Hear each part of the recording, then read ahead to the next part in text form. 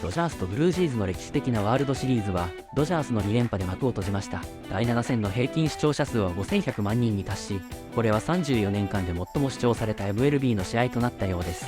そしていくつく間もなくストーブリーグが開幕します。果たしてドジャースの連覇を止めるチームは現れるのでしょうか。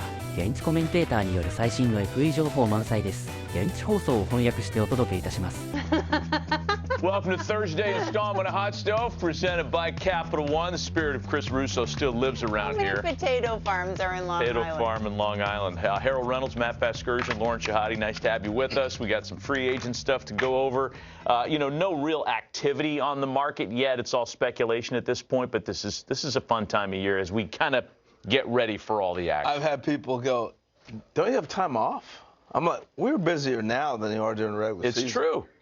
It's true. The season is the off time. Content. Yeah. But the content makes itself kind of easy because the way the World Series was consumed, right. And we're just getting all these numbers in now. We talked a little bit about it yesterday, but the overall rating was enormous, not only on Fox, but when you account for all the worldwide television numbers, the engagements on social media, this is from the league. Game 7 of the World Series averaged 51 million viewers across the U.S., Canada, and Japan, making the 11-inning Game 7 the most watched MLB game in 34 years, the highest since Smoltz and Morris dueled in the '91 World Series, and that's timely because John's going to be coming on the program Think a little about, later on. Go back to 1991.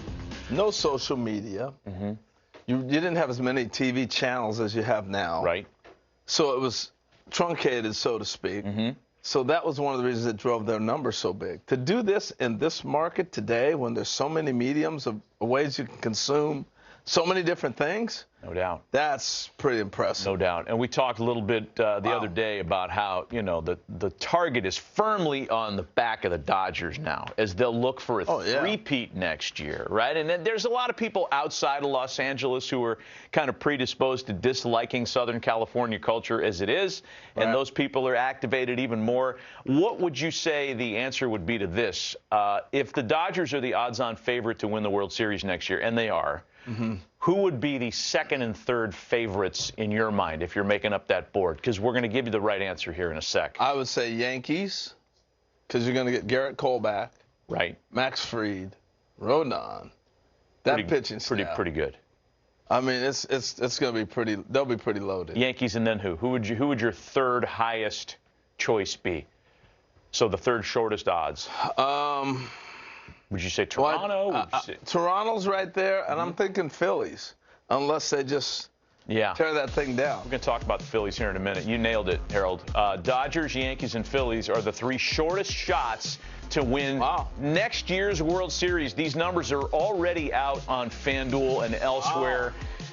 Drink this in for a sec. These are the 10 shortest shots. I mean, the Braves are going to look a lot different next year. They're not going to stay as grounded as they were this season. The Padres are always interesting. So are the Red Sox. For me, the Red Sox are really intriguing at plus 1,800. They're good. And you got the Mets there at plus 1,100. Despite I'm looking at the Blue Jays as an intriguing team for me because after what they went through, will you now add to really go for it? Right. You tasted it. Mm-hmm. They got a whole fan base, a whole country turned on. They have to jump into the free agent market. Yeah, I would say so. I think they got to sign Bo. You got to lock him up. That's first. Yep. I mean, they're a top 5 payroll anyway. Yeah. But you're right. They're in a position now where they can't detract from it. No, not at all. Yeah. Let's get to some other stuff. While you were watching something else last night, maybe one of the Real Housewives programs. Real Housewives Wife Swap is excellent, by the way. I haven't seen that. Yeah, it's good. Oh, my gosh. Of course Matt's in. While you were watching something else, there was news. John Heyman had this out on X. This came out yesterday afternoon. Braves picking up future Hall of Famer Chris Sale's $18 million option. No surprise there. Agreed with John's take there, and Chris missed most of the season this year. A good chunk of it, at least. And his health is among the reasons why the Braves are going to be right back to where they were prior to 2025 next year. I just felt like even the whole team. You look at Albies, Riley. They lost a lot of firepower just across the board. Acuna.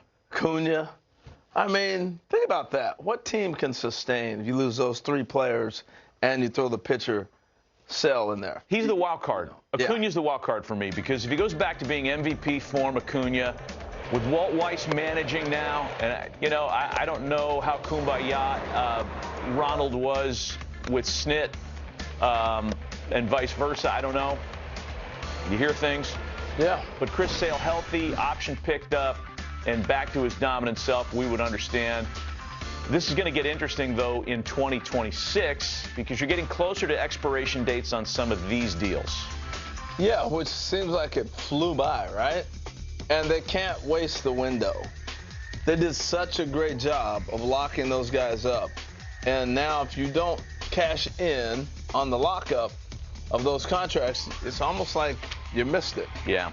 So right. This is a big year for them. We've got some potential Drake Baldwin news coming a little bit later on this program, too. So Chris Sale back. This is a high-end all-star pitcher. Out of nowhere, yes. High-end all-star pitcher. Yes. Never been more correct on that.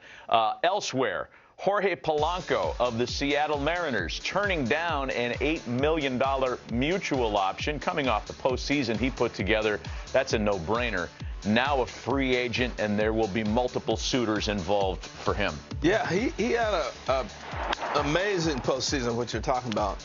But he really put it together. I thought even coming into the year this year, nobody wanted him. Which is amazing. So Seattle took a little flyer. They were the last ones at the table and barely gave him an opportunity. And so now he went there to kind of play third base. Mm-hmm. He ended up showing he can play second. He's played short in the past. He can be a super utility if you need be. But those numbers speak for themselves. He's getting ready to get paid. Yeah, Seattle's going to look a little different next year. If Jorge Polanco goes somewhere else, if they don't bring back Suarez, Naylor, we know they're good. But Is this finally the year that Seattle decides they're going to make a move and deal one of their pitchers? Because if the free agent market doesn't replace those players, they're going to have to make some kind of move on the trade market. I think they do. They're getting at a point now financially.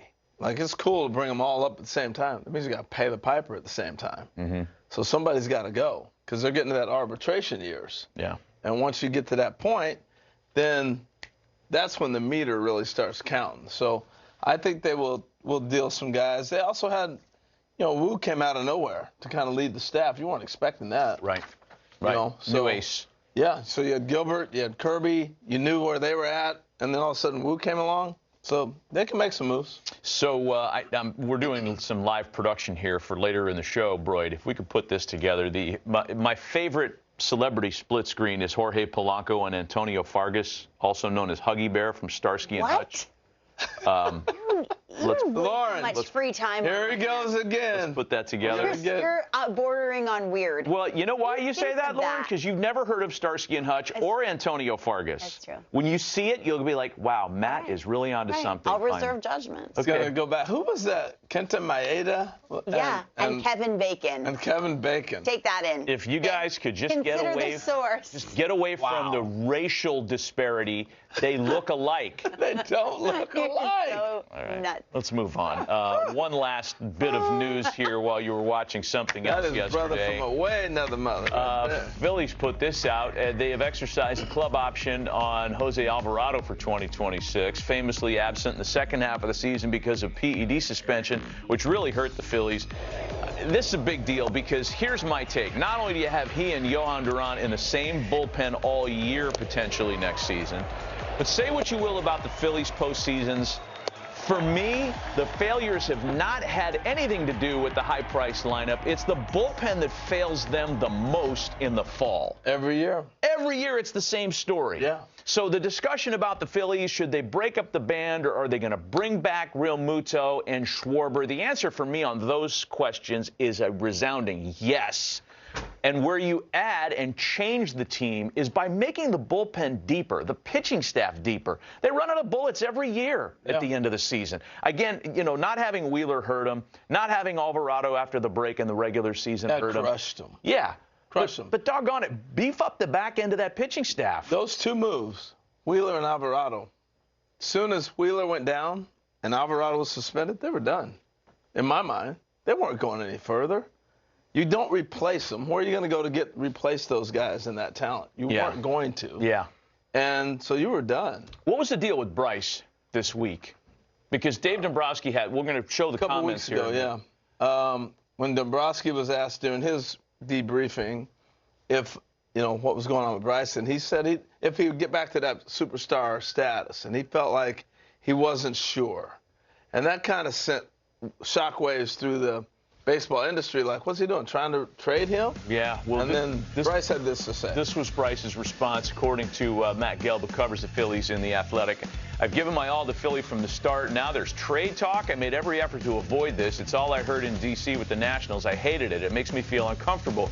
It's disappointing to hear me being questioned about my contribution to the team. Just really hurt by that notion because I love Philly so much. I hope that this is all being blown out of proportion, because I agree with Bryce. He's done nothing but give his all to the organization. Short of the fanatic cleats and the fanatic he can't do anything more. He didn't hit for power last year, but that doesn't mean he's not giving his all. I think he comes back and has a resurgent 2026. He's still an elite player, possibly one of the 5 or 10 best players in the sport right now. Bring back Schwarber, bring back Real Muto. Let's not question what went wrong in terms of the soul of the team. It, for me, was bullpen failure that cost them at the end. Well, I'll zero in on Bryce. When he went to Philadelphia, you got to remember who were the Phillies. He gave them a name. That gave them a brand that other guys said, I want to play with this guy. And the other thing that he did is he took a 13-year deal. No trade. I want to stay here. This is where I'm going to be. And he invested in that community, invested in the team. So I would hate to see them decide to move him. But here's the deal. He's got, 6 years, 144 left on that contract? So I looked at it this way. If you were going to trade him, and if I'm the Yankees, I'm in line right now, I'm knocking. There's a lot of teams sitting there knocking at that door. You're interested in trading Bryce? I'm here. There's not trading Seattle, Bryce Harper. Whoever else it might be. And the way I looked at it, okay, I may not want him for 6 years. Then I'll just make it 3 years for 144. I don't have to pay 6 years of it. Let's just work out a deal where it's only 3. He still gets his 144. Let's figure out what works best for the team. So there's some creativity. The Mets are going to be in that conversation, I would think. I would think the Yankees would be in that conversation. When they hop in that conversation, that opens the doors for everybody. Honestly, if the There's Phillies, a lot of clubs that would be interested in if they even entertain trading Bryce Harper to the Mets, I agree. You should hire a truck loaded with 150 pounds of plastic explosives, drive it into the middle of Citizens Bank Park, and blow the thing. Whoa. You cannot trade Bryce Harper to the Mets. That's a hot take. How are we halfway through his contract, by the way? Time is fleeting. How about that? It's flying. Good morning, by the way. Hi, Lauren. Just injected myself into your conversation. Hi, Lauren. What's new? Calm him down, will you? I know. Some water I'm not a on germaphobe. I'm not. I share toothbrushes. On a random Thursday. Good morning. Ella on Twitter says, I've been trying to get a hold of Matt via email. Can you confirm the right address? Ella, is that Ella Reynolds? No, not my Ella. No. Kids don't use email anymore, do they? I know. No, they just don't. message you on TikTok. What's your email address for all of our viewers? It's prehistoric, probably. It's AOL. It's dial-up. No, it's none of your business. I have AOL. What's the problem? At what? What was the one thing that Tom was on, the original social media thing? MySpace. It's none of your business at myspace.com. Imagine, you probably still have a MySpace. So yesterday, we had Addison Barger on the show, and you said you need to get a deal, right? You're a genius, because he slept on Davis Schneider's couch and then hit that epic home run in the World Series. So Toronto Marriott, look at this, commemorating that, the legendary couch. It's going to be in the lobby for 7 days. Stop by, take pictures. That is excellent. Isn't that excellent? And then fans can continue their obsession with this team. They do it right, the Blue Jays. Clean up the barbecue so smart to do that. I love so barbecue. that pull-out bed is going to be on display go sit behind there. velvet ropes. Of course. As a display item. Take a picture. Favorite couch. Do you have a favorite couch display, by the way? No. What? I have they're like in museums and stuff. Like in the Rock and Roll Hall of Fame, Jimi Hendrix's childhood sofa is on display. Come on, man. Gosh, you think that we were going to know that? You think we had a favorite couch display? There's still something nasty about I really think we're going to answer that question. Or is it just to show how smart you are? I'm on to you. I've been to a museum. I should go more. I have news, and it's good news. We have a new voicemail box. It is operational. Okay. Recorded the message yesterday. Take a listen. Hi there, you've reached Hot Stove. We're so glad you called. We're live, so just letting you know, we're live. If you'd like to leave a message for Matt, what's not to like? He's tremendous. Yep. Press 1. If you're calling for Harold, what's happening, buddy? How you doing? Press 2. If you're calling for Lauren, I don't like any of you. Press 3. Adios. Sayonara. Isn't that so good? Okay, the people are already... Lauren, you nailed it. Thank By the way, you. I feel badly that I made up a fake email address for Ella. She can call the voicemail. Yeah, like you're gonna listen to it. Yeah. People have already called in, and here are a few of our viewers. Let's take a listen to what they have to say. Oh boy, that's right. Hey, this is the Maniac. I'm wanting to get a number 3 with the wonton Nice, soup. And can you give me some extra soy sauce? And also, can I get a side of 3 egg rolls and some extra soy sauce for that? And What do you say about our viewers? Still got the Chinese restaurant What do you number, say huh? about our viewers? I mean, there's just like Still got there's, the egg rolls. I think there's an intervention that's needed for most of them. We have one more. Hello, your show sucks. You should keep quick pitch on. Kid's like 11, and even he hates Keep us. quick pitch on. Keep quick pitch on. So we leave for Vegas this weekend. Hot Stove live from the Vegas Strip Monday through Thursday. If we make it. Next week. Don't say that. You got to put positive energy. We're going to make our I don't wanna be flight's not sitting going to in be an airport canceled. forever. You have done that a time or two. So I went ahead. I took the liberty. I made your itinerary because Harold in Vegas, he goes to bed at 8 o'clock. Like, we want him to enjoy. All right, what do you got Okay, for I me? got your itinerary. I'm ready for Lord. you. You land at the airport. You're going to give Jamie Moyer a ride home. You're going to run through the script. You're going to see how the writers did. It makes the writers look bad. You're going to catch up on events. You're going to read the Las Vegas Review Journal. You're going to meet and greet Blue Man Group. You got to I've done that. You've already done that? Okay, we'll X that off. So you have a free hour, 1 to 2. What time are you on?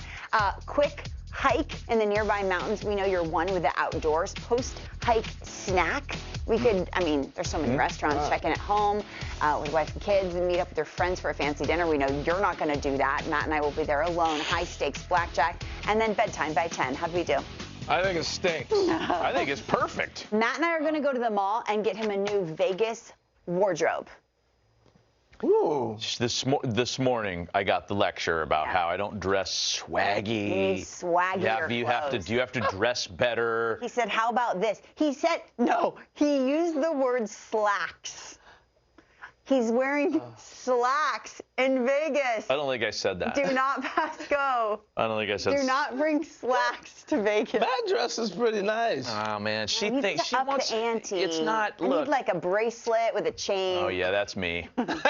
Some high top. Tattoo. Yeah, Take cool an hooded Aramis sweatshirt. bath before I go to get into the elevator, so I smell good, and You I got have the it in ya. tribal tat all the way Yeah, around. heck yeah, honey. Nope. Not happening. I'm in. Let's take a break. When we come back, JP Morosi joins He has a Lawrence. tribal tat, definitely. Yeah. Well, he's different than I am. He's got swag. He And drives he's a also got minivan. massive pop. And is he staying in Philly? JP will fill us in. There it is. Justin Fargas and Jorge Polanco. Wow. That's not bad. Huggy Weird. Bear. I think Not it's bad. fake. I love history. The bump doesn't matter. JP Morosi is leading the league in information as always, and inquiring minds want to know, do you or do you not have a tribal tat on your arm? Lauren, good morning. We have morning. worked together now for, 14 years? Yes. I I don't know how would that's imagine. possible because I'm 25, but Yeah, exactly. You were on a rapid rise, like the prospect promotion program initiative for you as well. I would say no. Sources We're say live, so no. just letting you know we're we're live. live. Just among friends here, the answer is no. I knew the answer when I saw the quarter zip. You know what I mean? I put 2 and 2 together. JP, aftermath of the World Series, I feel like I have a whole new appreciation for the Blue Jays. I didn't know Vlad, the complete player. I feel like I can't be the only one who appreciates Bo Bichette the way we did. What does that mean for his offseason and his future, JP? Lauren, a silver lining for Bo Bichette in many ways. When you think about the way his regular season ended, of course, the leg injury that he sustained against the Yankees, and a lot of questions about if he was actually going to be able to play in the postseason at all. Well, he did a lot more than that. The way he performed in the World Series, basically on one healthy leg, opened a lot of eyes in multiple ways. Number one, it showed a lot of toughness, a lot of team-first thinking for him to play second base, of course, the iconic moment there in Game 7, the home run. So he was able to do something for the betterment of his team, which also ended up working, Lauren, to his own benefit. And here's why. There are teams that might not necessarily need a shortstop, but that would consider him as a second baseman, for example. And I think that's where it could get really interesting. Maybe even for a team like the Seattle Mariners, who of course lost to the Jays in the American League Championship Series. Even a team like the New York Yankees. If Bo is able to move around the infield, the number of potential landing spots for him grows probably by 2 or 3 times. And so I think as we talk a lot in this free agent market about the outfield bats like Kyle Tucker and Kyle Schwarber, who we'll get to in a moment, Bo Bichette's infield versatility and the fact that right now there's a belief he's going to be able to heal from that leg injury without needing surgery, these are all really encouraging data points for Bo Bichette, and I think he's going to find a robust market at the GM meetings in Vegas next week. He will spend the next few months resting his knee, as you said. So many interesting cases, and I feel like Kyle Schwarber is top of the list. We talk about comps always, right? Age and ability. Is there one for him? At this financial level, Lauren, the answer is no. Yeah. Kyle Schwarber will almost certainly sign the richest contract on an AAV basis and probably a total dollars basis too for a primary DH. Obviously, Ohtani is more than a primary DH. He's in a separate category. Wow. But among players that are primary DHs, as Kyle is, certainly he can play some in the field when needed, but here are numbers that I think Kyle Schwarber is going to comfortably go far beyond. His most recent deal, 19.75 is the AAV. There's a belief, Lauren, that this next contract for him will be in the high 20s, if not into the 30s on an annual basis. He was that great of a hitter, that important to who the Phillies are on and off the field. An MVP finalist, of course. Just extraordinary achievements. We were there for the 4-homer game that he had. It was one of our showcase games. He is one of the premier players all around in Major League Baseball right now. He is going to be paid like it, and you've got to give him credit, Lauren. He's been in the big leagues now for 10 years. The way in which he's just taken on the strength and conditioning and what great shape he's in. He is someone that I believe is going to be a really solid contributor and productive player for a long time into the future. I look at his 30s as being similar to David Ortiz's 30s and what he's going to be able to do. So Kyle Schwarber, he's going to set some records this winter. And as you talked about in the A block with Matt and Harold, a lot of pressure on the Phillies to make sure that happens at the bank going forward. He is a clubhouse changer. We throw that around a lot, but it is true for Kyle Schwarber. What about JP on the mound? Devin Williams, last we spoke, getting a lot of attention, a lot of interest. Where from? Lauren, it's a really interesting topic. Devin Williams, of course, we know at the initial part of the season struggled a bit in New York before he really did find his footing in a different role towards the second half. And now all of a sudden there are teams that look at Devin Williams as either a closer or a setup man in free agency. I'll give you one team that I think is going to be very aggressive in free agency in general this winter.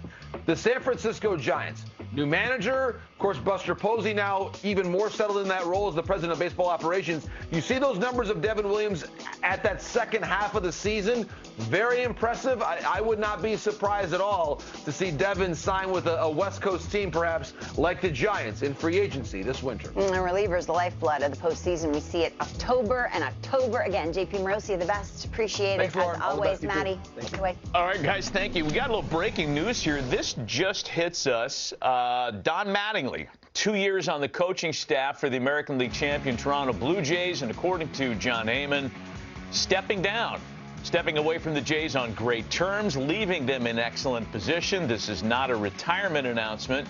He's open to new opportunities. I would imagine with some of the managerial vacancies out there, I'm just guessing here, I don't know if you've spoken to Donnie about this, that it has something to do with perhaps a desire to get back into a manager's role. Well, I think the biggest thing, first of all, I was talking with him earlier, he was seriously thinking about retiring. You know, he's done a lot in the game. I think the fact that going to the World Series was a lot of fun for Donnie. He's a lifer in baseball. So managerial job, he really enjoyed what they call the offensive coordinator in Toronto. I think just being around a team, he's understood now where he's at in life. He's comfortable. He understands his impact on the sport, which I hope is solidified with the Hall of Fame induction coming up shortly. But Don Mattingly's impact is, I know how to help guys get better. Did you see Vlad Guerrero play first base? Oh, man. That's Don Mattingly every day. Did you watch this offense swing the bats? That's Don Mattingly working every day. You look at Kevin Long, the hitting coach with the Phillies. That's Don Mattingly, had him and taught him how to coach hitting and how to make that impact. You know, so Donnie's handprints are all over our sport. I think he's understanding that, and he's comfortable with that, and he's comfortable with that role. He doesn't have to manage. Right. But he likes being there and knowing he can have an impact. Are there, Mark Sales, our researcher today, I think there's still two Padres and Rockies?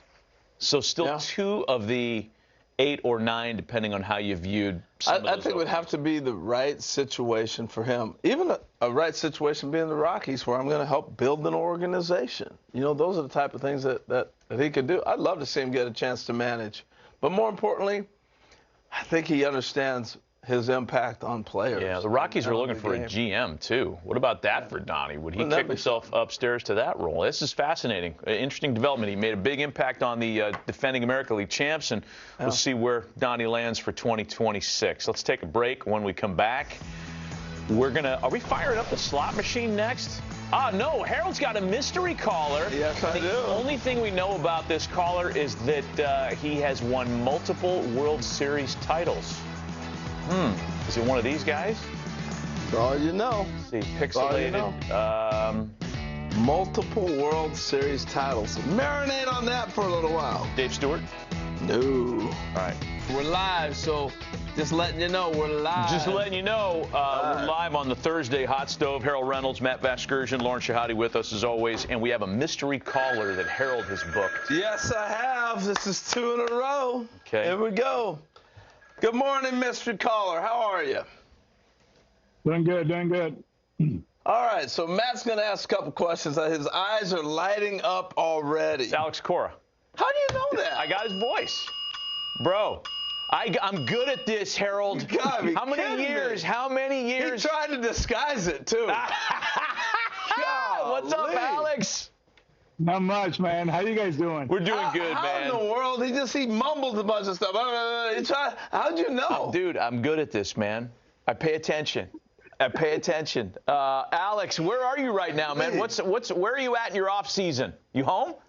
I'm in Puerto Rico. Actually, we're in this expo. There's a event this weekend. It's called Lola Challenge to benefit the ALS Foundation here in Puerto Rico. So it's an event, 5K on Friday, 10K on Saturday, half marathon on Sunday. I'm not running. Well, that's one of the reasons I wanted to have you on, Alex. You ran the New York Marathon.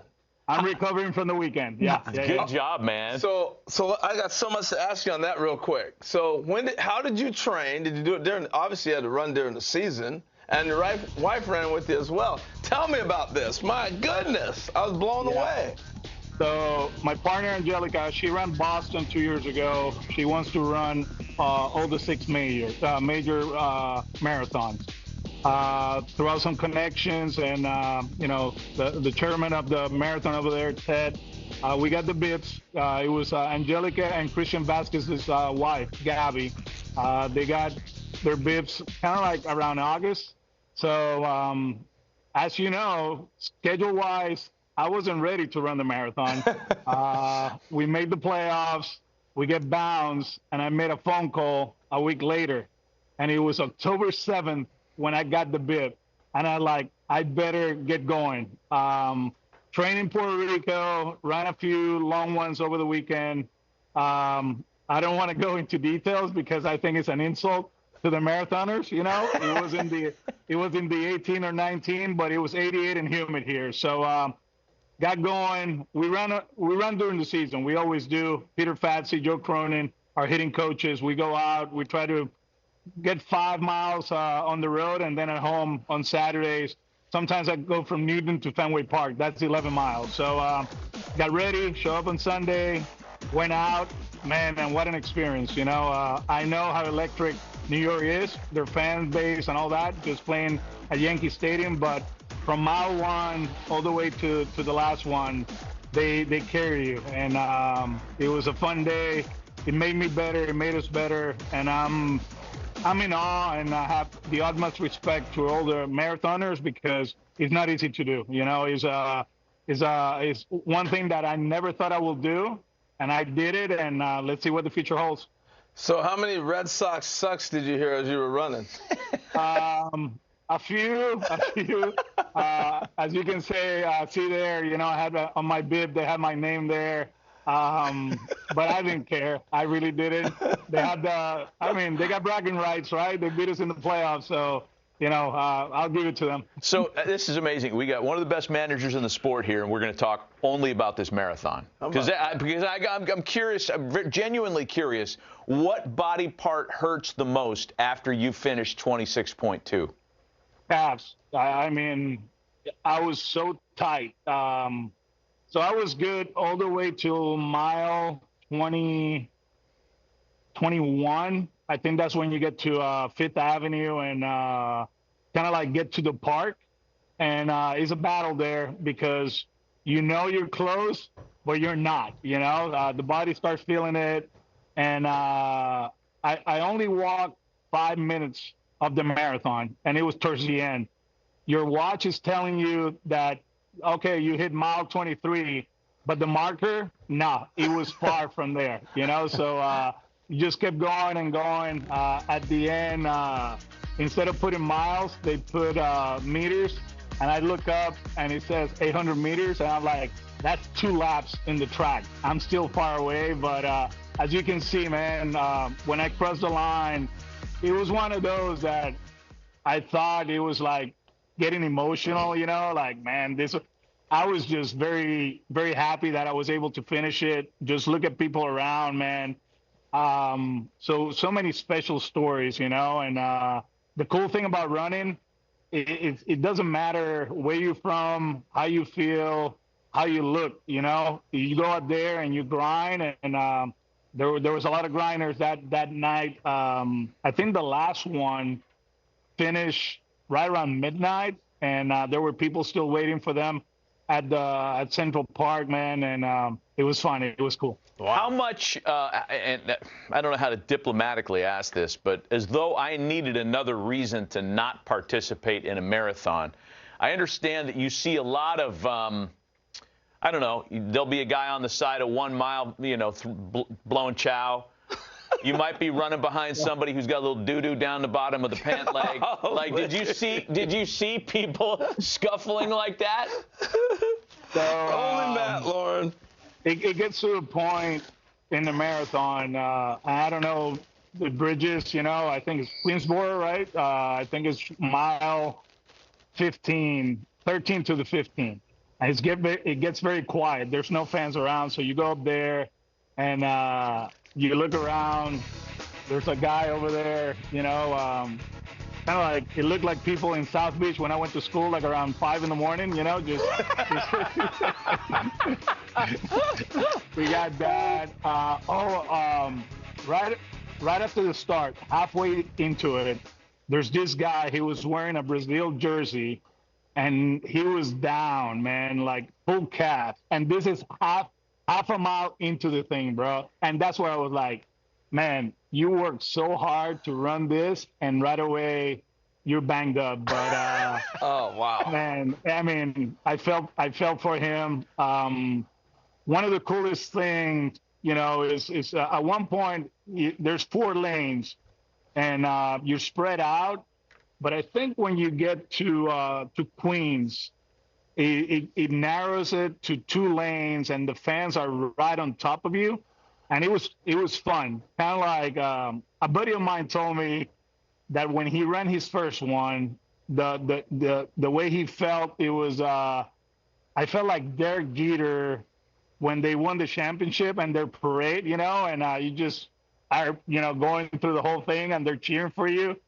I didn't feel like Derek, of course, you know, but I felt like, you know, somebody important for the city of New York, at least for one day. Oh, that's Really funny, cool. man. Well, speaking of the city of New York, you guys whipped the Yankees' tails. I know you lost in the playoffs, but what a year, Alex. You know, I wasn't expecting this from your club at all. And it was turbulent. You had the Devers stuff. You had so many things. You guys had an amazing season. When you look back at it, how do you feel about the year? We did a good job. I think as an organization, we took a step forward, but we got work to do. You saw who was in the World Series from our division. You know who beat us in the playoffs. You know, we still are short compared to other teams, but we are trending in the right direction. I talked about it before we made it to the wildcard game series that, you know, yeah, a lot of people expected us to make to the playoffs, but the roster we had in March 28th in Texas was a lot different from the roster we had at the end of September. Injuries, the trade, guys struggling, guys stepping up. They did an amazing job. How much When did I got home, I'm sorry. Go ahead. Yeah, when I got home after the series, I sat down. I was like disappointed that we lost to the Yankees. But overall, you look at the whole season and you feel like, okay, we're frustrated in a sense, but at the same time, we accomplished a lot of things. And I think this is just the beginning of something great that is going to happen in Boston. Yeah, you got a lot of young players came forward. How important was Roman Anthony? I know when he got injured, it kind of changed things towards the end of the year. How important was he to the development of your club and where you've gone to? I mean, the kid, he's a great at-bat. He's a great base runner. Defensively, we joke with him. He's like, man, you're a smart individual. The first play you had at the big league level, you let it go through your wickets. So the standards were very low. And then after that, the kid became a monster in the outfield. He was a plus defender, a good kid that he understands what wearing that jersey means, you know, and, you know, it was a big hit for us. But at the same time, if you look at his season, you know who he is. You know what he's going to do, and just very happy that I'm going to be able to manage him at least for the next 2 years. So Bregman opts out, but Story opts in. So what's your take on both of those scenarios? I think 2 different situations. You know, Alex signed the contract last year, and he has the right to decide that, and we understand the why. So we'll see what the future holds. With Trevor, I had a conversation right after Game 3 of the wildcard series. He came to my office, and he said, bro, I want to do it with you. You know, we got unfinished business, and I love the city of Boston. He really enjoyed the way they embraced him this year. Finally, he was able to play. Think about it. In May, he was probably one of the worst hitters in the big leagues. And then after that, he was one of the best shortstops in the big leagues. And very proud of him, obviously as a manager, but as a friend, as a person, you know, it's one of those that you're like, I'm proud of you, kid. You know, I'm very happy for you. And now it's time to work. Let's see what the offseason brings. But one thing for sure, we'll be ready for opening day in Cincinnati, and we're ready for next year. I was just thrilled to see Trevor almost reward the organization for sticking with him through the injuries. You know, and then, hey, it's for me to go ahead and pay that back. Yeah. So I thought that was pretty cool. Hey, Alex. The last thing, and then before we let finish. you go, we're asking everybody that comes on this week, because next week is BBWAA Awards Week, and AL MVP is fascinating, as you know, between Cal Raleigh and Aaron Judge. You can plead the fifth on this if you'd like, because Judge is in your division, but who's your AL MVP? Cal was great. Judge is the MVP. I mean, I saw him early in the season. I know he was a little banged up halfway through it. He did an amazing job towards the end. Going into the season, not too many people thought that he was going to put another monster year because Soto signed with the Mets. It was the other way around. He carried that club early in the season, offensively, defensively, running the bases, the leader. I mean, this is the guy that is hitting, 40, 50 home runs and leading the league in batting average, when people are hitting 230, 240, and that's kind of like average. So for me, Aaron is the MVP. Yeah, good stuff, man. Alex, we appreciate the call. Get those feet in some ammonia water, man. Way to go. Thank you. Congrats on the marathon. Be well. Alex, thank you, bro. Appreciate it. Enjoy Puerto Rico. And yes, sir. Still blown away by that marathon. That's awesome. Incredible. Red Sox manager Alex Cora joining us on the stove. Good stuff, man. By the way, our set content people are killing this new look. Notice how quickly they got right? We got a Red Sox manager up. They changed the look of the thing. Okay. They're killing it. I just wanted to, That's good. Just want to give them a little shout out. All right. Good job, Seth. Let's take a break. And I have a Herald soundboard thing of, hey, Ken, do you like the new graphics? We do have. Ken, you notice the new graphics? Yeah, I noticed the new graphics. They're awesome.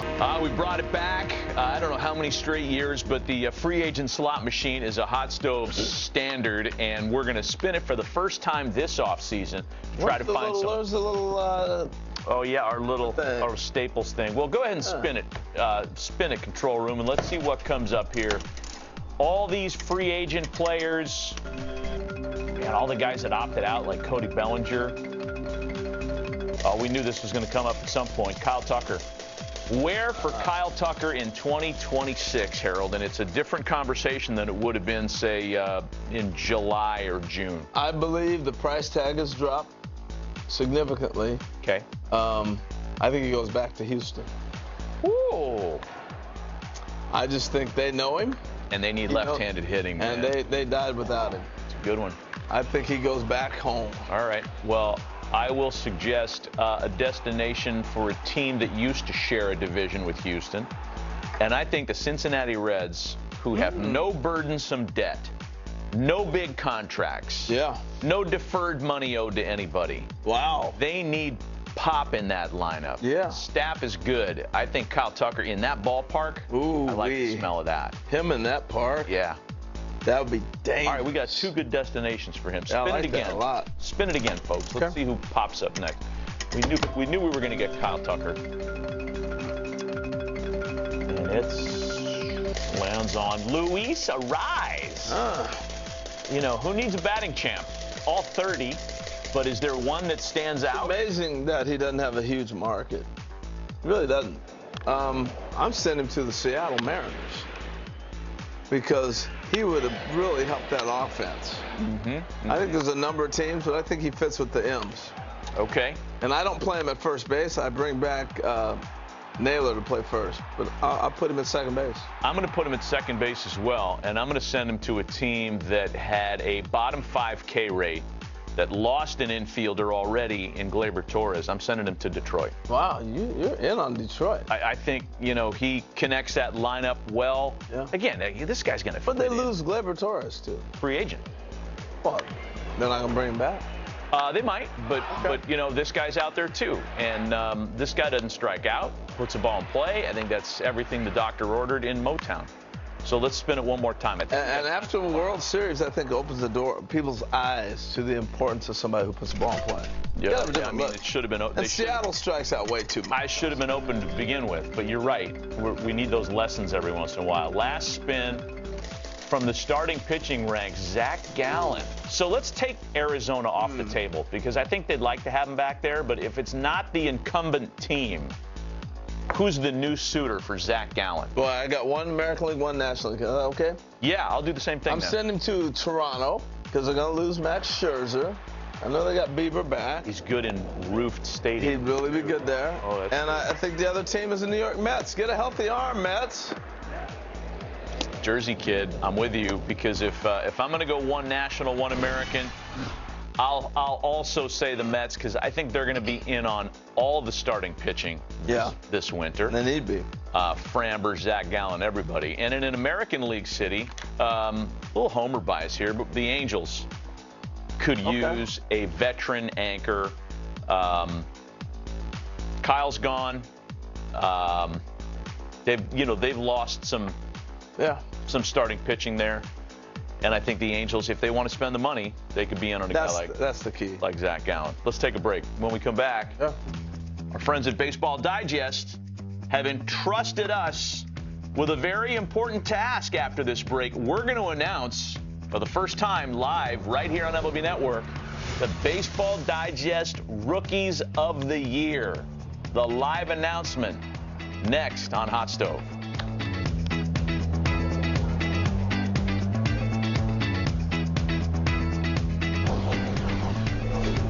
The winners for Baseball Digest 2025 Rookies of the Year in the American League. No-brainer. Yep, the winner of the AL Baseball Digest Rookie of the Year, Nick Kurtz, led Major League rookies in home runs, RBI, runs scored. If you're into that sort of thing, the ace first-round selection, the 2024 first year. I'd be upset if I was Jacob Wilson. Awesome accomplishment. He had a great run. It was his to lose.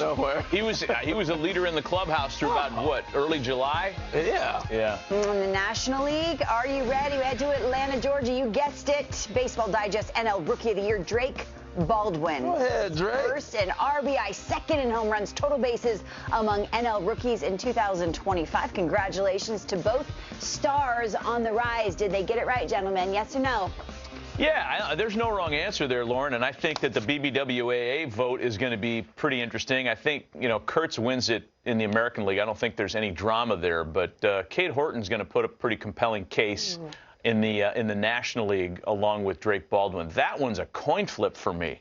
What do you think, Harold? NL Rookie I of the think Year Cade Horton wins. for BBWAU. Yeah. Do you? Yeah, I do. You look, Drake had an unbelievable season, and he's any other year you probably win it. But Cade Horton, the Cubs were done until he showed up. Yeah. I have a quick reveal. To the postseason. Since we're talking about Baseball Digest and since we asked Alex about AL MVP, so Baseball Digest, the new issue right here, they have their awards, some of their other awards. They don't have their Rookies of the Year in there. They got Pitcher of the Year, Paul Skeens, like that's a no-brainer. Right here, they got Cal Raleigh as Player of the Year.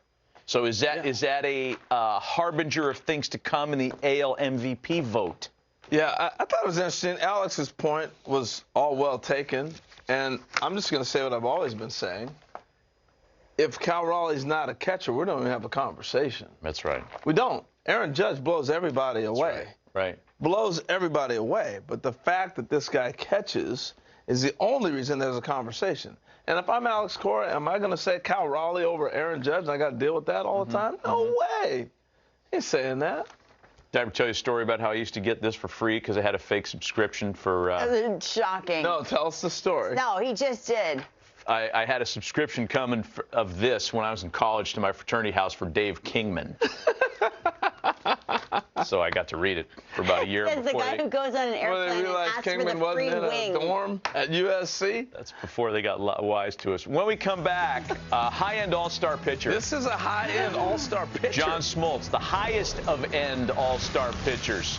Not only to talk about the recently completed World Series that he called on Fox, maybe we'll go back to 91, and maybe we'll take Smoltzy to the links because he's going to be playing in a golf tournament in Vegas. Oh, look at him with the Atlanta hat on. Repping the He's already played. Excuse me, Hall of Fame. He's already played 18. He's going to squeeze us in before he plays another 18. Oh, you know he got another one coming. The first ever Capital One MLB Open is set to take place at Shadow Creek next week. An all-access show airs right here on MLB Network on November 20th. Additional coverage and highlights on Saturday the 22nd.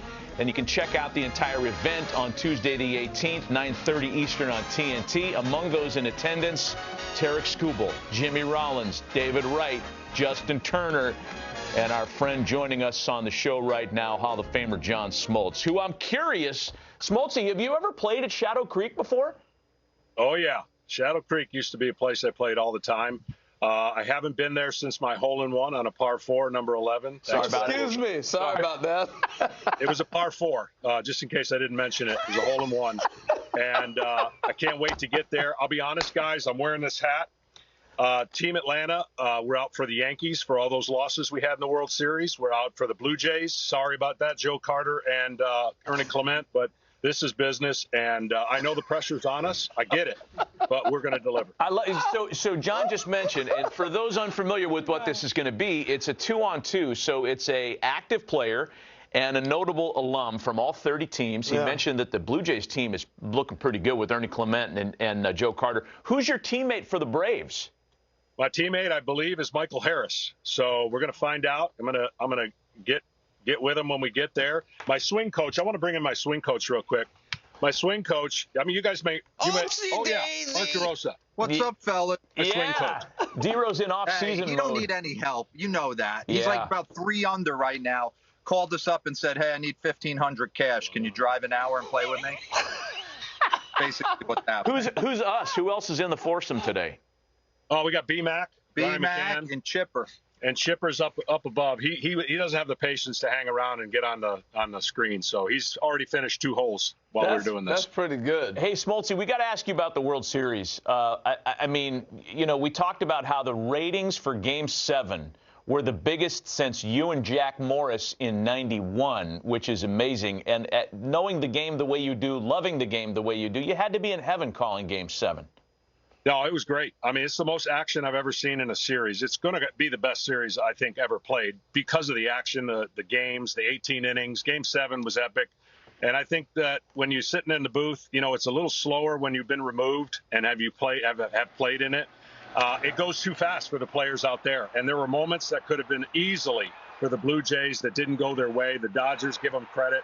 They were clutch. They made the plays they had to make. They were not bothered by the moment. And I'm not saying Toronto was bothered by it, but when it goes fast, you're never getting doubled off in the regular season in a line drive to left field, ever.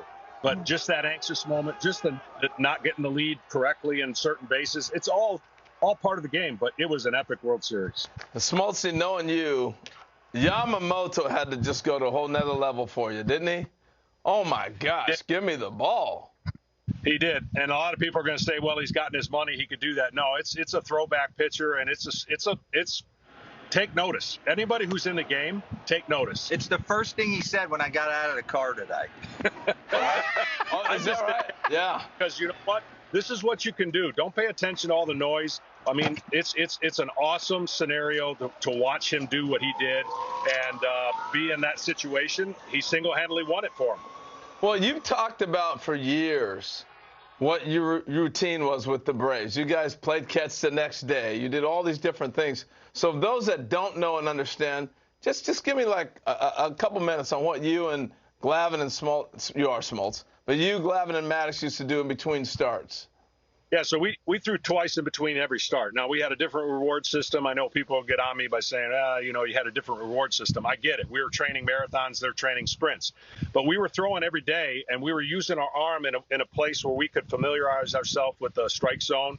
And we'd throw 50, 60, 70%, two side sessions in between every start, and we were fresh come the 5th day. And so when you see about pitchers on their 2nd day throwing a side session, today they're throwing a mini game. And they don't know the difference. So they're being taught and pushed to throw as hard as they can, spin it as hard as they can, and all those things come into play. I get it. But this guy, man, he'll go down forever. And the generation that he's pitching is one of the greatest ever pitcher postseason play, and because nobody does it. Yeah, absolutely incredible. All right, back to golf. Back to golf. I'll put that back on your face here. So tell me about the course. How do you know how to play a course? Do you lay down, look at the blades of grass? What do you do? How can you be so proficient on course? I need all that on the soundboard, just as an aside. The biggest thing is when you know where the trouble is, and it's like anything else, and you don't ever say don't. You don't have the caddy go, don't hit it left. You have the caddy say, hit it right. The mind doesn't compute don't. So don't put a negative in your mind, put a positive, and that's how I navigate a golf course. When did you learn that thinking? The same time I learned it when I was on the mound and somebody said, don't hang this slider, and the next thing you do, you hang it. So I never, ever use the word don't ever again, and I never reinforce a negative. So if I hit a bad shot, I don't go, man, I chunked it. That was a terrible shot. I just know it was a fluke. And I've changed that mindset halfway in my career, and I've used it in golf. more times than not, it works. Wow. Smoltz, we're looking forward to seeing you next week, man, out there, not only on the golf course, but in Vegas in general. We're going to have a good time together. Thanks for taking some time with us. Get back to BMAC and Chipper. I'm sure that this foursome needs you back on the links. You got it, guys. Thanks for having me. John Nice, Smoltz Smoltzy. joining us Great on stuff. the program. A reminder, you can Awesome, watch man. MLB Legends and Stars tee off in the inaugural Capital One MLB Open at Shadow Creek, November 18th, 9:30 p.m. Eastern on TNT. Go to MLB.com/golf. Don't ever say don't. Fires me up. Spring training schedule released yesterday, and our eyes went right here to the Spring Breakout Series, March 19th through 22nd, featuring 16 games of pure talent. We can't wait. And we remember just back earlier this year, Trey Savage, World Series star. Look at this.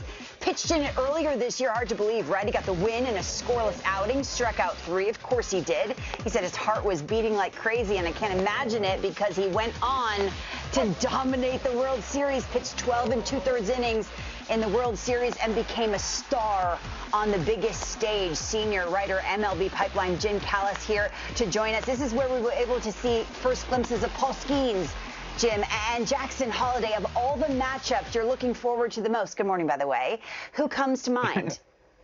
No, good morning, Lauren. Yeah, it's cool. We get the number 1 prospect in baseball versus number 2 next year. When we saw Skeens and Holiday was 1 and Skeens was 3, so we've never had number 1 versus number 2, and we'll get that next year with Connor Griffin of the Pirates and Kevin McGonigal of the Tigers. Connor Griffin, he had the best tools in the 2024 draft, high school kid from Mississippi. Unbelievable year. He hit .333 in his pro debut, 21 homers, 65 stolen bases, got to AA at age 19. Oh, and he won a Gold Glove at shortstop. I mean, there's nothing this guy can't do. He's electric. He's very exciting. And then Kevin McGonigal, the number 2 prospect of the Tigers, he's probably the best pure hitter in all of minor league baseball right now. He got to AA at age 20. This guy just rakes everywhere he goes. I talked to him at the beginning of the Arizona Fall League season. He's crushing pitching down there. He just has a presence about him. There's no way this guy is not going to be a 300 hitter in the big leagues, and it might be as early as next year. So we get number 1 versus number 2, March 20th. I know we don't have our spring breakout schedules yet, but if anybody MLB Network's listening, I'm happy to call that game. So send me to. You're available. I guess I'll be in Lakeland. Let's book the flights. Okay, I got no pull, but I'll send it through. Connor Griffin, by the way, the highest picked high school player in 24. Just think about that loaded first round. So that's player versus player, Jim. What about team-wise? Because there are young stars spread out through the landscape. Which teams have your eye? Yeah, I mean, I always describe the spring breakout as like you get a futures game. We get like 16 futures games all over the Cactus League and the Grapefruit League. The best matchup in terms of farm systems is Mariners-Brewers. When we last ranked farm systems toward the end of the season, the Mariners came in at number 3. The Brewers came in at number 4. You're going to have one of the best hitter-pitcher matchups you're going to see. Jesus Made is the number 4 prospect in baseball right now. And he's going up against Kate Anderson, who's the number 3 pick in last year's draft at LSU, MVP of the College World Series. You see there, the Mariners have 8 top 100 prospects. It's more than anybody in baseball. The Brewers are loaded with shortstops. That's going to be a fun one, too. I'll do that game, too. I'll fly from Florida, Arizona. I'm volunteering for it, although those are on the same day, so that might be a tough one. I guess I can't do both those games. Frequent flyer miles galore, Jim. I mentioned Jackson Holiday. There's always big-time names, right? And you get to put eyes on them. In terms of bats, who is top of mind for you? Who should we look out for? Yeah, besides the guys that we've already talked about, J.J. Weatherholt, it's another great matchup. He could have been the number 1 pick in the 2024 draft. He had a hamstring injury, and he's going against Eli Willits, who was the number 1 pick of the Nationals this year. But Weatherholt, you're going to see him in St. Louis. He might make the opening day roster. He got to AAA last season, his first full pro season. He's right up there with Kevin McGonigal as the best pure hitter in the minor leagues. He's got some power as well. It's probably a 20, 25 home run guy. And he's got versatility. He plays shortstop. I don't think he's going to displace Mason Wynn, but he can play second base, maybe Brendan Donovan, who's very versatile, moves somewhere else. He could stick at third base if Nolan Arenado goes somewhere. He just can really, really hit. And he's done that throughout his college career. He's done it throughout his minor league career. And I'm sure we'll see him hitting in spring breakout, too. I saw him in an interview lately, and I was thinking, is this guy 40? He's so wise beyond his years and still such a young kid. What about on the mound, Jim? A guy you think we could see break out sooner rather than later? Yeah, I don't think he gets a lot of hype because he's so young. But Thomas Way of the Marlins, he might be the best left-handed pitching prospect in baseball. He's 6'5", 240. He got to AAA this year at only 20 years old. He was the best lefty in the draft a couple years ago, number 22 on the top 100 prospects list. And it's nasty. I mean, it's a mid-90s fastball. It's a slider with a ton of horizontal action. He's got feel for a changeup. You know, the control and command, you know, like it says on the graphic, need to improve. He just turned 21 in the offseason, so he's still young. But, man, the stuff, you just don't see a lefty with 3 pitches like him very often. He's going to be a lot of fun to watch in spring break. I mean, any game you go to, there's 16 different games in spring breakout. You're going to see future major league stars. It is one of the most fun parts of the baseball calendar for me every year. I love that. The next generation of stars in real time. And you're going to have complete coverage from what I hear from this interview. Jim Callis, you're the best with the very latest. Maddie, take it away. All right, Lauren, thanks. We're going to take a break. When we come back, we have our first live in-studio guest here at the new set. He is a big-time Dodger fan. He's a Gold Glove Award winner. He's a friend of the program. And he joins us next on the Thursday Stove. We got a guy who is on the #1 show on Netflix right now, and that's our man Tony Todd here with his buddy Charlie Sheen. There's a doc right now on Netflix talking about Charlie's life, as crazy as it's been, and one of his influential friends joining us right now. And Tony is not only a friend of Charlie Sheen, he's an actor himself. Mickey Scales from Little Big League, which is shown every Sunday night, seemingly, here on the network. You getting that residual check, by the way, dude? Yes, I am. It's up to 5 cents.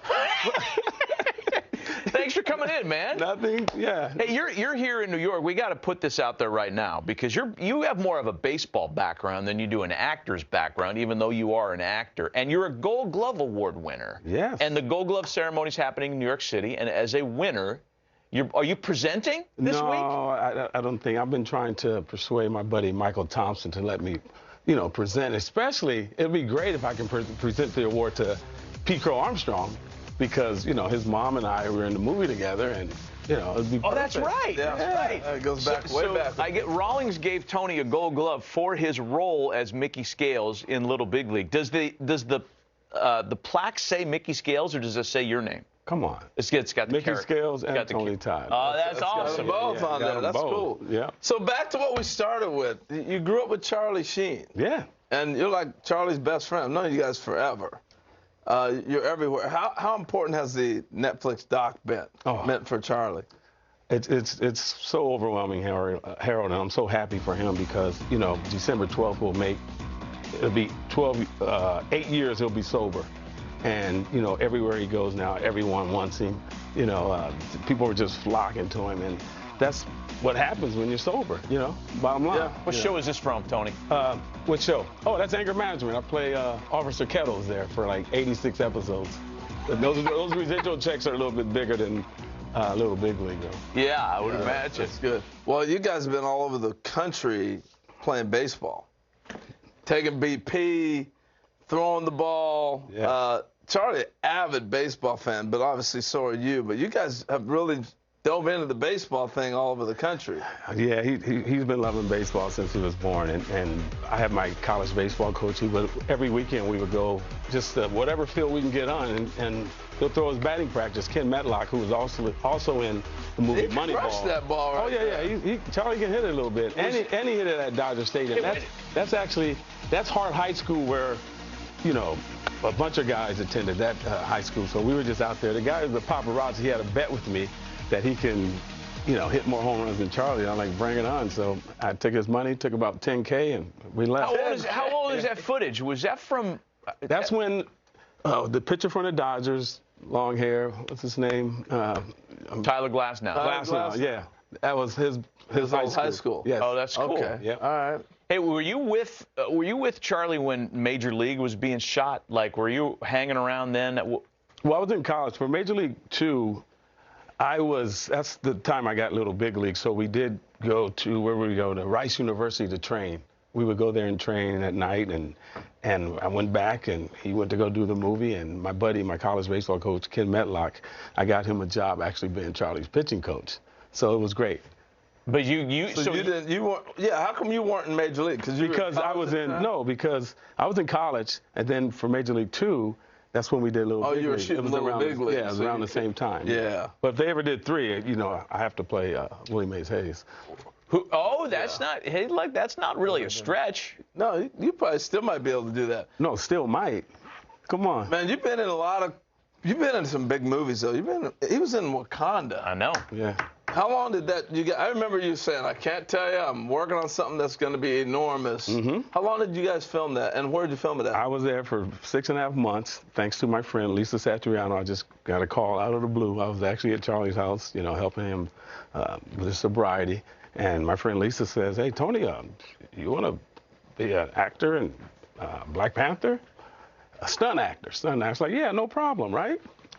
All right. She said, someone will call you in about a few hours. I hang the phone up. Someone calls me in like 2.5 minutes. Hey, Mr. Todd, you have a first-class flight to Atlanta, right? So I get there early in the morning. But the part she didn't tell me about, man, we had to go to training. I'm part of the ARP club, so we go from like 6 a.m.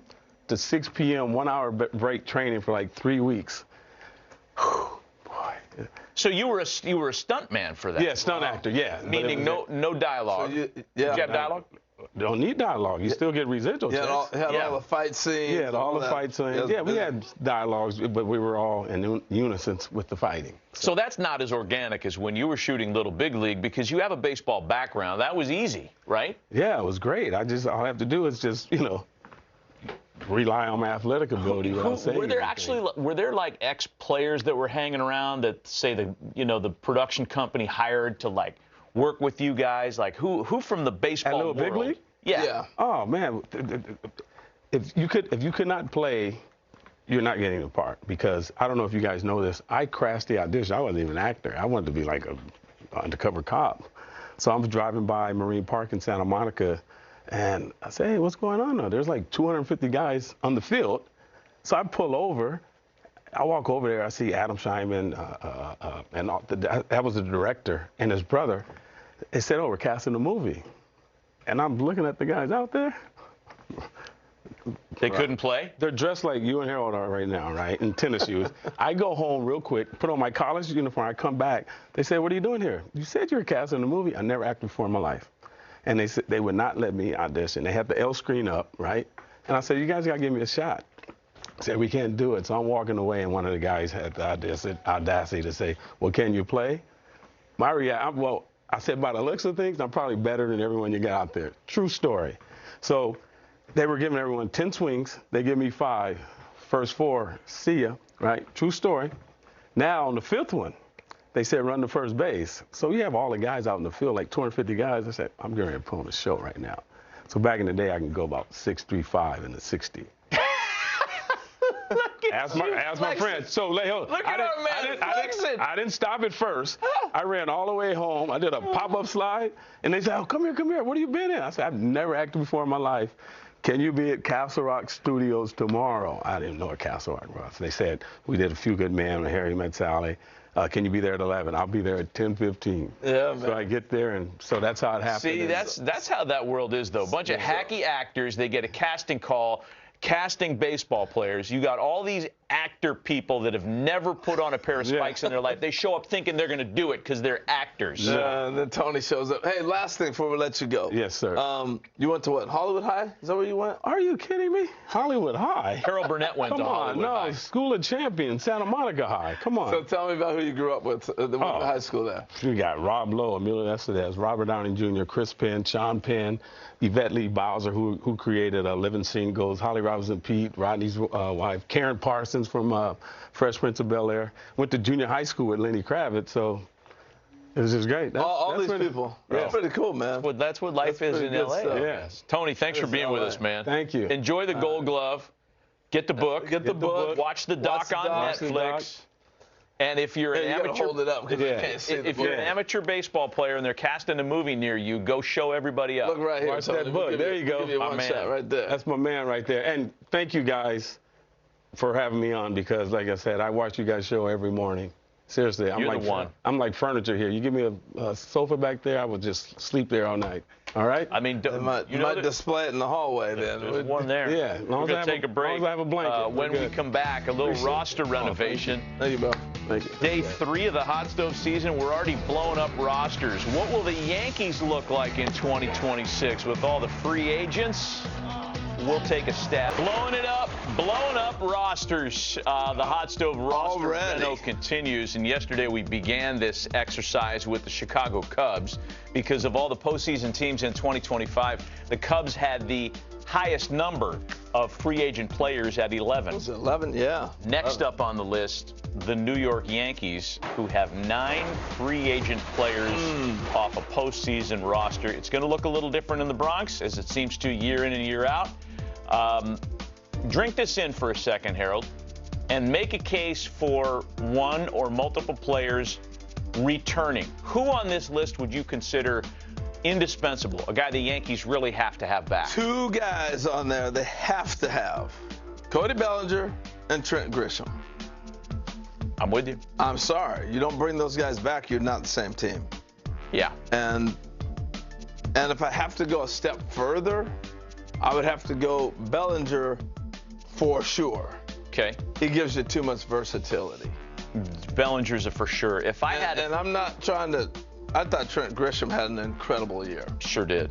Incredible, and I would bring him back as well. Career year, elite defender, hit for massive power, and I agree with you. I think those are the 2 guys that you kind of have to have back. Pitching depth, you can't have enough of it, right? They're going to get Garrett Cole healthy again. At least he's on track for a return next year. But of the pitchers on that list, I think Jonathan Loaizaga is interesting because he's a swing man. He can do a lot of things for you. He'd be a guy I think they'd like to return. They're familiar with him. He's been there for a long time. You can't have too much of it. No, you can't. So I don't know if Devin Williams is allowed to move on. I'm not sure if Paul Goldschmidt wants to play. I don't think Devin's a fit in New York. I don't. Yeah. I think that he didn't pitch well like he's capable of. Yeah. And I think it reminds me a lot of Randy Johnson. When Randy got to New York and knocked the camera out the guy's face, it was downhill from there. And I just didn't think he was a great fit. Ed Whitson, I mean, the list is long of good pitchers that come to the Bronx that don't feel it. Yeah, it's tough to pitch there. And especially now, today, because the bullpen's way different than years ago. The game is riding on you in the pen way more than ever before. Yeah, yeah. And I just thought, I don't know if Devin's a great fit there. Well, 4 relievers on that list of 9 free agents off the Yankees 2025 roster. And for a team that had a hard time in its bullpen to begin with, that's going to look like a completely different group next year. We mentioned Ed Whitson, famously a Yankee and a Padre. Next up on the list, San Diego Padres have a lot of free agent names off of a postseason roster. Headline for me by Michael King and Luis Ariz. They knew that they were acquiring Ryan O'Hearn as a rental. He's back out there. Jose Iglesias is such a good player and such a good guy for any clubhouse. He's out there as well. Dylan Cease, we thought he was going to be traded at some point this year. They played that out till the end. What do you make of this list? Those are a lot of valuable players, man, for them. That's a shakeup. More so because they're got cornerstone guys, right? Dylan Cease, I think, will be gone. We've been hearing that too much. I think he's gone. Michael King, you can't let him walk away. I think you got to keep him. Suarez, I think, has to come back as well. And then everybody else you're going to figure out. But those 2 are my key guys. Well, and Yu Darvish is not going to pitch next year. Right. Mason Miller, talking about the starters experiment all over again. Maybe that happens. I'm a little skeptical of that myself. That's it. If it ain't broke, don't fix it. But if they lose Robert Suarez, if he doesn't come back, why wouldn't you just keep Mason Miller as your closer in the 9th inning? I don't know. Yeah. What am I missing? Well, Mason wants to start. Okay. And I think they're going to give that opportunity. 2 good teams that are going to look a little different in 2026. I'll get that right. Yeah, Take the almost 26. Lauren has a game ready. Grab your lightning rod. Oh, yeah. Grab your lightning rods, America. Lauren, game time coming up next on Hot Stove. Does it have anything to do with the Man of Steel? We should hope. Oh, that was a bad moment for an A's fan. I'm thinking postseason moments is the theme of this. Walk-offs. Walk-offs. Why'd they show Ricky still at home? Still Thanks for caring about people. With the bag. We've talked into. It's okay. That's how the show goes. Lay out. 11:50 in Los Angeles. Thurman sends a fly ball to center field. Varsho's going back before the catch. Strikes me. Freddie Freeman has ended it. It's a repeat hero with the last word on a Game 3 classic. Time to challenge you, gentlemen. Time for a game. Freddie Freeman, number 5, in walk-off glory. Yesterday's game was won 4-2 by Matt. Harold came out to a commanding lead, and then Matt stole it. All right, so I'm going to give you an image of a walk-off, a famous walk-off. Okay. In the history of our great game. Doesn't have to be a home run. And you name the moment. Easy peasy, right? Okay. Winner gets this plastic microphone. Oh, sure. I piqued your interest. Yeah, I want that. You do, you weirdo. Okay. Up first, name this moment. He made an amazing catch at the Kirby wall. Puckett. Woo! Woo!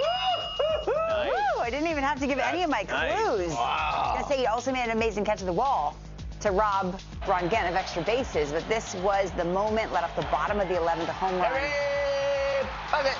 We'll see you tomorrow. Very nice. 1-0. Harold, ready for the next one? Yes or no? You can't text while I'm doing the game and expect to win. You're just I was getting trying cocky. to cheat. I was trying to cheat. How are you You're cheating? Googling? That's okay. Nothing. You're using AI, aren't you? No. I don't have AI. At what moment? What is AI? How does he know what you're going to say? Up next, this September 25th, 2014. Derek Jeter. 2-0, just like that. Final home game at Yankee Stadium. His 10th career walk-off. That's good. That's good, Harold. 5-time World Series champion. Look, I'm happy to tip my cap to Harold. That's good. He nailed both of them. 2000 World Series MVP. The Kirby Puckett one, I was going to say Tommy Smith from the 1968 Olympics in Mexico City, the Black Power salute with the glove. 2-0. You think I don't know Harold. Black history? Come on now. Next, you love history. I love history. Where's your soundboard? It's closed. I can't do my job if you don't do yours. Go ahead. Yes. Next. Yes, dear. Don't play gaming. This is the Mariners' first postseason series in franchise. Edgar Martinez base hit. This is the hit by Griffey Scores. Double. Come on. It's good, man. Ernie Johnson got the win relief. Yeah, he was on 1 the day's team. rest. Vince Coleman was on this team? I don't have any memory of that. Yeah. This is the run. Hey, by the way, Go, Griffey, go! Alex Rodriguez documentary is good.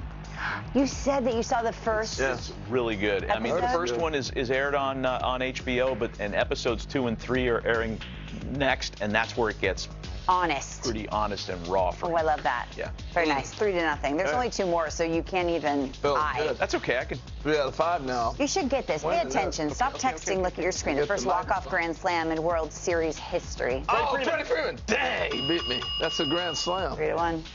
The eventual series MVP homered in each of the first 4 games of the World Series. After he didn't homer in the NLDS or the NLCS.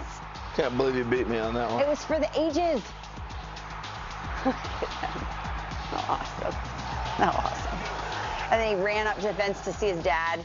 Yep. Moment in time. Now How with many 3 times. long high fastballs are you going to give one of the best hitters in the sport in the World Series? Oh, are you upset still? No, but like the Yankees that was just. What'd you call it, huh? It was just right there, cookies. He had 5 cookies and hit 5 homers. All right, let's make this interesting. This is the last one. I don't know what he called it, but. Is this thing on? I do. No, it's not on. It's $4. Okay. Come on, what's the last one? What's the last one? You're the only person who can say stuff like that. You and Millar. So mad. And still have. All right, you ready? Whoever wins this wins it. Johnny Bench. Oh, Carlton Fisk home run. Thank you. Thank you. That is Johnny Bench, but that's Carlton Give the Fisk. microphone, pass it to your partner. It's all yours. Thank you. It's yours. You put it right there. Next to your chewed up pens. I finally won one. Lauren, I have a bonus one for you. Oh, here Maybe we if go. you can I'm identify. smelling my armpits or something ridiculous. Famous walk-off moment. And this is, Harold and I put this one together for you to guess. What's this expression from? It's part horrified, it's delighted, it's Thanksgiving, engrossed. It's disgusted. I don't know what the expression. Do you remember this walk-off moment for you? No. Pay it off, Broyd. Roll. It was the meat toast with Eric You're Thames. so ridiculous. Of all the videos that we have done, of all the content, Watch Lauren's face here. Why do you obsess over this? Watch Lauren's face. She's had a meat toast, and then she eats it, and she's like, oh, my God, this is disgusting. But I'm with Eric Thames. He's like, good, right? She's like, oh, delicious. The meat toast with Eric Thames. Harold, he called me every day for a week after that.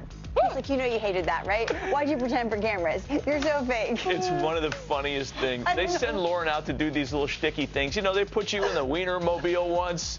Wait, that was Oscar Mayer. stuff. Yes. We had to find out if a hot dog is in a sandwich. That was our quest. Okay, what the I best? saw Eric Thames at the World Series. He's jacked. Oh my gosh! Eating He was protein. yoked. He was lifting like Even bigger, huh? Big man, big dude. He's been big. That was fun.